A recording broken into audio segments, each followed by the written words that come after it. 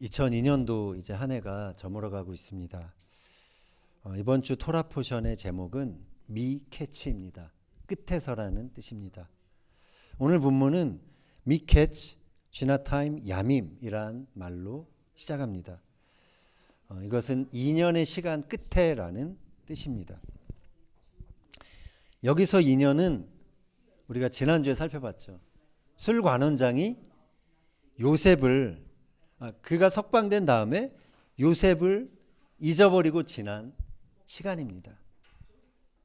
술관원장이 요셉을 잊었기 때문에 요셉은 2년이라는 시간을 어쩌면 억울하게 어쩌면 쓸데없이 감옥에서 더 보내야 했던 것이죠. 그러나 무의미하게 흘러버린 듯한 그 시간은 요셉에게 결코 버려진 시간이 아니었습니다. 하나님이 요셉을 바로 앞에 세우기 위해서 하나님이 카운트하고 계셨던 그런 시간이었습니다. 그래서 마침내 요셉이 30살이 되었을 때 하나님의 카이로스의 시간이 요셉의 인생에 펼쳐지기 시작합니다. 감옥의 죄수에서 하루아침에 애굽의 총리가 되는 그야말로 영화 같은 일들이 요셉의 삶에 벌어진 것입니다. 어려운 한 해를 보낼수록 우리는 영화 같은 이러한 반전이 나의 삶에도 일어나기를 소망합니다. 우리의 삶에는 언제 이런 하나님의 카이로스의 시간이 펼쳐질까요? 오늘 요셉의 삶에 있었던 그 반전을 살펴보면서 그 비결을 발견하는 시간이 되기를 바랍니다. 지금까지 요셉의 삶에는 수많은 일들이 일어났습니다. 그러나 그 어느 것 하나도 요셉이 스스로 원해서 벌어진 일들이 아니었습니다. 그의 삶은 어떻게 보면 온통 다른 사람들이 지배했던 삶이었습니다. 아버지 야곱은 요셉을 일방적으로 사랑해서 일방적으로 채색 옷을 그에게 입혔습니다. 그의 형제들은 그것을 시기해서 강압적으로 그 채색 옷을 벗겨냅니다. 그리고 요셉을 노예로 팔아버립니다. 애굽에 가서 그는 그의 주인인 보디발과 또 감옥의 간수장 밑에서 그들의 지시를 받는 그런 삶을 살게 됩니다. 그는 삶의 주체가 되지 못했습니다. 철저히 다른 사람들에 의해 수동적으로 끌려가는 삶을 살 수밖에 없었던 것이죠. 요셉이 그의 삶이 이렇게 어려워질 때마다 그가 질문을 했을 것 같아요. 하나님이 나에게 꿈을 주셨는데 내 삶은 왜 이렇게 힘들까요? 그는 이러한 질문을 통해서 자신이 받은 꿈과 그리고 자신의 삶에 대한 해석을 그 단계마다 하나님께 질문하며 하나님의 뜻을 구하는 그런 시간을 가졌을 것입니다. 그의 삶은 비록 다른 사람들에 의해 수동적으로 끌려가는 삶이었지만 그럴수록 그는 더욱더 능동적으로 하나님과 시간을 보내며 하나님의 뜻을 구하는 하나님 중심의 사람이 되어갔던 것입니다. 우린 충분히 그렇게 짐작해 볼 수 있는 것입니다. 그러던 중 하나님이 준비하신 그 시간이 찾아옵니다. 당대 최강 제국인 애굽의 통치자 바로가 어느 날 꿈을 꾸게 된 것이죠. 그 꿈에 바로는 나일 강가에 서 있었습니다. 그런데 아름답고 살찐 암소 7마리가 강가에서 올라와서 갈대밭을 뜯어먹는 꿈이었죠. 그 후 또 흉하고 마른 7 암소가 그 아름답고 살찐 그 전에 보였던 그 암소 7마리를 잡아먹는 그러한 꿈이었습니다. 너무 놀라서 바로는 잠에서 깨어납니다. 그리고 다시 꿈속으로 빠져들어갑니다. 이번에는 한 줄기에 무성하고 충실한 7개의 이삭이 난 것을 보게 됩니다. 그런데 이후에 가늘고 동풍에 마른 그러한 이삭이 그 7 이삭을 또 삼키는 그러한 꿈을 꾸게 됩니다. 꿈에서 깨어난 바로는 고민에 빠집니다. 꿈이 너무나 예사롭지 않았던 꿈이었기 때문에 그렇죠. 처음에 나왔던 꿈에서 그 암소는 이집트 사람들이 그 신성하게 여기는 이 하토르 신입니다. 그리고 갈대를 이렇게 뜯어 먹었다고 그랬는데, 갈대는 이집트의 나일강에 많이 있는 파피루스를 말합니다. 그 다음 사진 보여주시면, 이 파피루스, 이 갈대는 특히 그 고대 이집트 중에 하 이집트 그 나라를 상징하는 것이었습니다.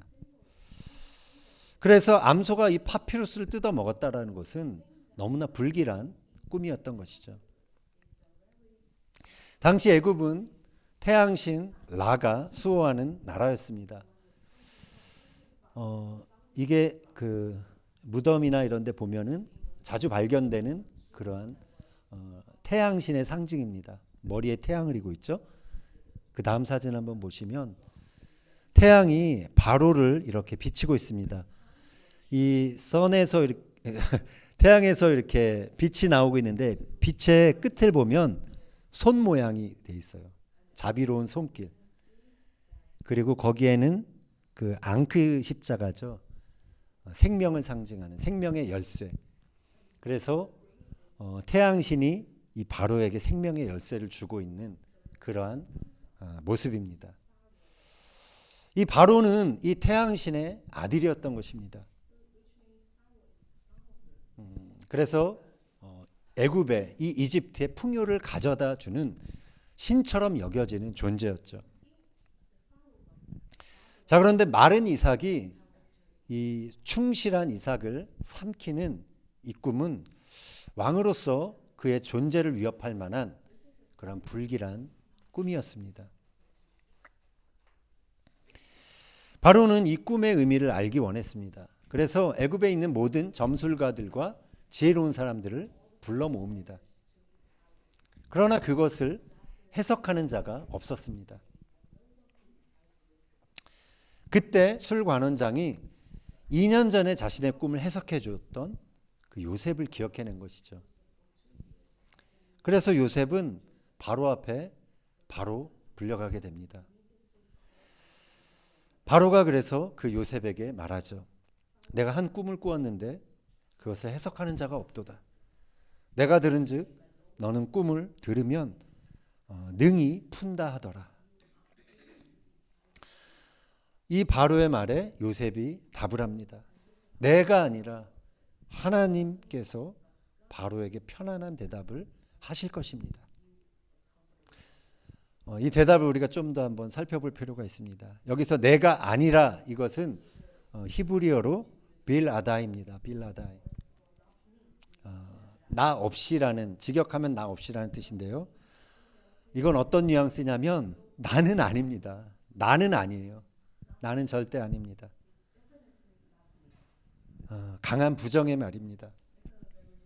요셉은 이어서 엘로힘 야하네, 하나님이 답하실 것입니다 라고 답을 합니다. 자신이 답을 주는, 이 꿈에 대한 답을 주는 사람이 내가 아니라 하나님이십니다. 그것을 강조한 것이죠. 애굽의 운명은 나의 해석에 달려있는 것이 아니라 하나님의 해석에 달려있는 것입니다 라고 그는 말한 것입니다. 당시 애굽에는 많은 신화가 있었습니다. 그리고 이 바로 왕은 그 애굽 신의 현신으로 그렇게 통치했던, 여겨졌던 인물이었습니다. 그러나 요셉은 이 신처럼 여겨지는 바로 앞에서 담담하게 자신이 믿고 있는 하나님에 대해서 이렇게 말하고 있는 것이죠. 바로의 꿈의 내용을 들은 요셉이 그에게 이렇게 말합니다. 41장 25절 읽겠습니다. 요셉이 바로에게 아뢰되 바로의 꿈은 하나라. 하나님이 그가 하실 일을 바로에게 보이심이니이다. 여기서 하나님이 그가 하실 일, 이것은 하 엘로임 오세를 번역한 것입니다. 그 하나님이 지금 행하고 계십니다. 그런 뜻입니다. 하나님이 지금 행하고 계십니다. 이것은 사실 요셉의 신앙 고백입니다. 삶의 간증입니다. 그에게 꿈을 주신 하나님은 늘 언제나 그의 삶에 지금 행하고 계시는 현재 진행형의 하나님이셨던 것입니다. 요셉이 노예로 팔려간 것도, 그가 감옥에 갇힌 것도 하나님께서 허락하셨던 일이었습니다. 우리는 내게 좋은 일이 일어날 때 하나님이 나를 사랑하시고 나와 동행하신다라고 생각합니다. 혹 안 좋은 일이 벌어지면 하나님이 왜 이러시지? 하나님이 나를 보호하시지 않는다라고 우리는 섭섭해합니다. 그러나 좋은 일만이 아니라 우리 눈에, 우리 생각에 좋지 않게 보이는 그러한 일들도 어쩌면 하나님이 우리를 위해서 하고 계시는 일일 수 있는 것입니다. 요셉은 바로가 꾼 꿈이 단지 꿈이 아니라 현실에서 벌어질 일인 것을 이제 그에게 말해줍니다. 32절 같이 읽겠습니다. 바로께서 꿈을 2번 겹쳐 꾸신 것은 하나님이 이 일을 정하셨음이라. 하나님이 속히 행하시리니. 자, 이제 요셉은 하나님께서 그가 행하신 일을, 계획하신 일을 이제 시작할 것이다라고 바로에게 말합니다. 요셉은 바로가 아니라 하나님이 역사를 주관하고 계시는 역사의 주체인 것을 말하고 있습니다. 요셉은 꿈만 꾸는 몽상가가 아니었습니다. 그는 꿈을 통해서 하나님의 뜻을 확인하고 그 꿈이 주는 메시지에 따라 현실에서 자신의 삶에서 어떻게 행해야 하는지 고민했던 사람이었습니다. 그래서 그는 바로가 꿈을 꾸었을 때 그가 구체적으로 어떻게 해야 할지에 대해서 그 전략도 말해줄 수 있었던 것입니다.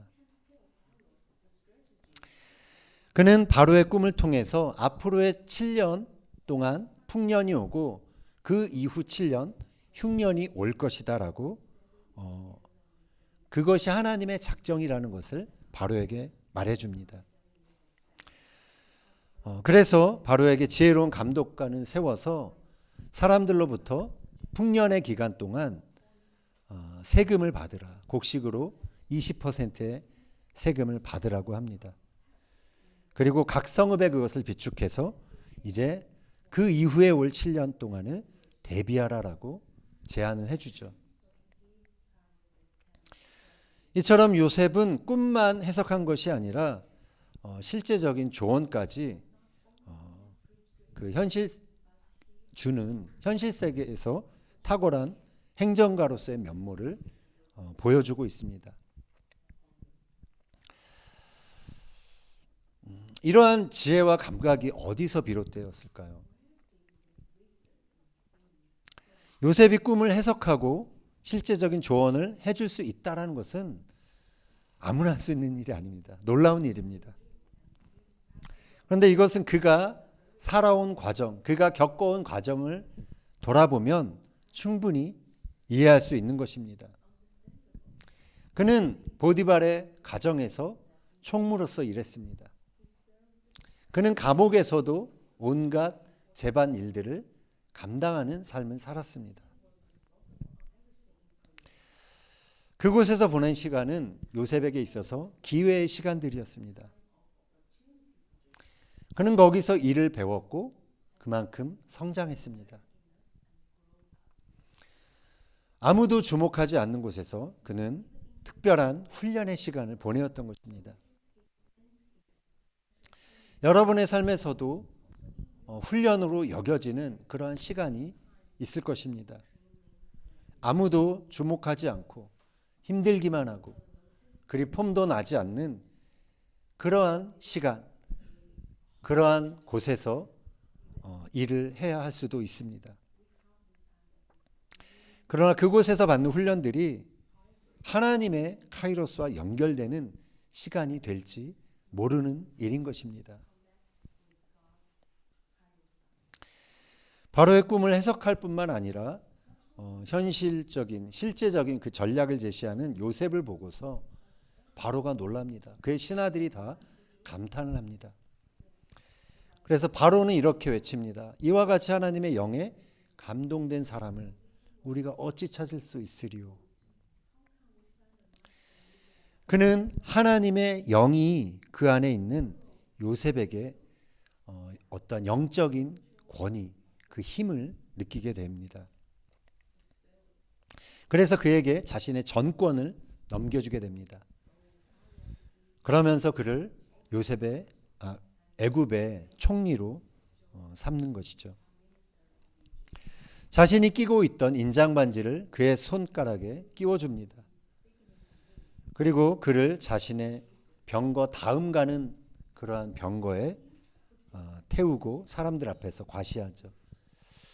당시에 병거가 앞에서 모는 사람이 약간 외계인같이 생겼지만 이게 당시에 타던 마차입니다.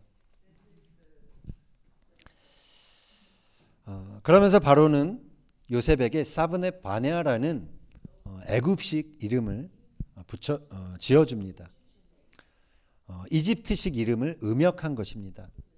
신이 말한다. 그리고 그는 살아있다라는 뜻으로 많은 학자들이 해석을 합니다. 이 이름은 요셉의 삶을 잘 요약하는 그러한 이름입니다. 하나님이 요셉의 삶에 말씀하셨고 그 말씀은 그가 살아가는 이유가 되었던 것이죠.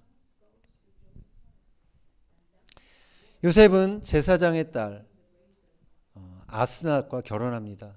첫 아들을 낳습니다. 그리고 그의 이름을 므낫세라고 짓습니다. 히브리어로 낫사는 있다라는 뜻입니다. 하나님이 내게 내 모든 고난과 내 아버지의 온 집 일을 잊어버리게 하셨다라는 뜻으로 그는 첫 아들의 이름을 지었던 것입니다. 이 므낫세를 얻기까지 요셉에게는 너무나 긴 상처의 시간들이 있었습니다. 13년 동안 30이 되기까지 17살에 팔려서 30이 되기까지 요셉에게는 쉽게 치유될 수 없었던 깊은 마음의 상처가 있었습니다. 그러나 요셉은 총리가 된 이후에 이 모든 곳에 하나님의 섭리가 있었구나라는 것을 알게 됩니다. 그래서 그는 더 이상 사람들을 원망하지 않습니다. 그는 첫 아들을 얻으면서 그 모든 자신의 고난의 시간들을 잊어버릴 수 있었던 것입니다. 요셉은 둘째 아들을 낳고서 그 이름을 에브라임이라고 짓습니다. 에브라임은 에프랏에서 온 것이죠. 에프랏은 열매를 많이 맺다입니다. 에프라임은 쌍수죠. 2배의 결실이라는 뜻입니다. 그는 둘째 아들을 얻으면서 이렇게 고백합니다. 하나님이 나를 내가 수고한 땅에서 번성하게 하셨다. 요셉이 번성한 곳은 다른 곳이 아닙니다. 그가 수고했던, 고생했던 그 땅에서 그는 하나님이 주시는 열매를 맛보았던 것입니다. 세상의 많은 사람들이 요셉의 성공을 주목합니다. 그가 형통했던 이 에브라임의 시간에 주목하고 자신의 삶에도 이 요셉의 형통이 찾아오기를 그렇게 소망합니다. 그러나 요셉에게 있어서 이 에브라임의 형통은 고난의 시간이었던 그 므낫세의 시간, 그것이 없이 찾아온 것이 아닙니다. 사실 므낫세의 시간을 어떻게 보내었는가가 요셉에게 있어서는 에브라임의 형통, 그것을 결정했던 것입니다. 그래서 므낫세의 시간을, 고통의 시간, 고난의 시간, 훈련의 시간을 잘 보내는 것이 너무도 중요한 것입니다. 우리의 삶에도 잊고 싶은 그러한 므낫세의 시간들이 있을 것입니다. 내 자신이 인생의 주체가 되지 못하고 남들에 의해 부당하게 끌려다니고 이끌어지는 그런 삶의 시간들이 있을 것입니다. 요셉은 그 시간에 철저히 하나님 중심으로 자신의 인생을 해석했습니다. 그는 그의 비참한 현실을 그냥 내버려 두지 않았습니다. 그 현실 속에서 내가 해야 할 일이 무엇인지 하나님께 물었습니다. 그리고 그 일을 열심히 감당하며 그 고난의 시간을 통과했습니다. 그리고 내가 아니라 하나님이 하신다라는 고백을 하면서 사람들 앞에 하나님의 영광을 드러냈습니다. 므낫세의 시간을 하나님 중심으로 살아가는 것이 중요합니다. 우리가 그 시간을 기꺼이 감수하고 하나님과 동행할 때 그것은 하나님이 더 큰 목적을 위해 우리를 준비시키시는 카이로스의 시간으로 연결되는 것입니다.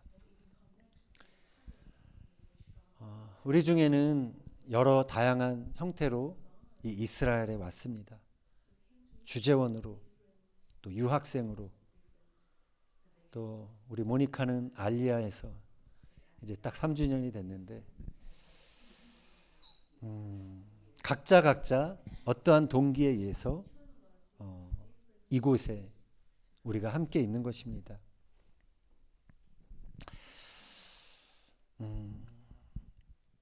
이렇게 고국을 떠나서 사는 이 이스라엘에서의 삶의 시간들은 분명 이전보다 낯설고 힘든 그러한 시간일 수 있습니다. 이 시간이 어쩌면 므낫세의 시간이며 연단의 시간일 수 있다라는 것이죠.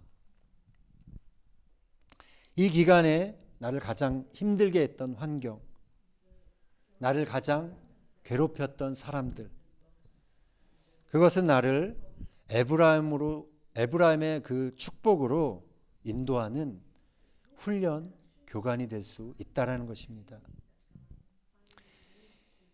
요셉의 형제들과 또 보디발의 아내, 술 관원장들, 하나님은 그들을 통해서 요셉을 훈련시키셨습니다.